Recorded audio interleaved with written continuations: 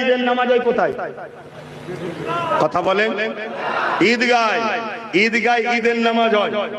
ঈদগাতে আপনাদের মা বোনেরা যায় কেন? ঈদের নামাজ বা কোন নামাজে বা নামাজেতে যেতে নাই।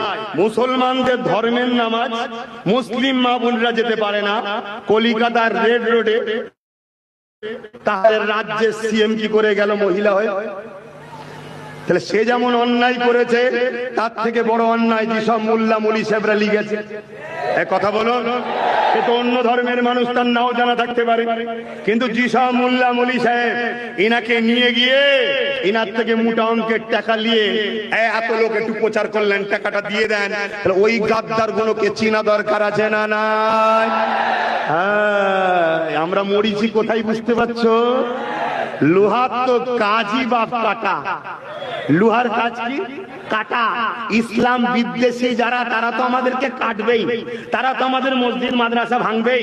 কেন্দ্র সরকার ওয়াকফ আইন করে মিটাচ্ছে, রাজ্য সরকার মাদ্রাসা শিক্ষক বন্ধ করে মিটাচ্ছে। এদের সবার একটাই কাজ, ইসলামকে শেষ করো। শুনছেন না? শুনেন। কিন্তু ইনি বলেছিলেন এই মুসলিম দরদি, তর্কের খাতিরে নাই মেনেই নিলাম। কিন্তু আজ যখন বেটা মুসলমান গুলো ফেঁসে গেছে, তামিলনাড়ুতে 5% মুসলমান, সেখানকারের সিএম সুপ্রিম কোর্টে কেস করছে।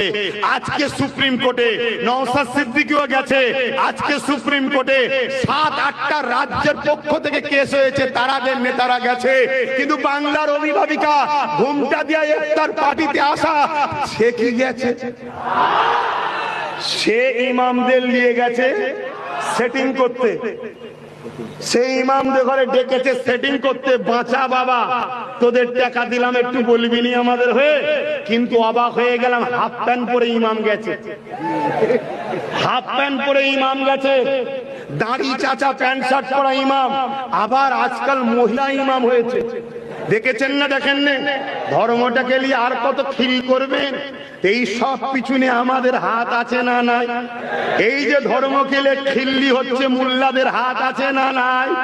এই মোল্লাদেরকে কাটবে, সাইজ করবে বললেই তো আল্লাহ জালিমকে বসিয়েছে।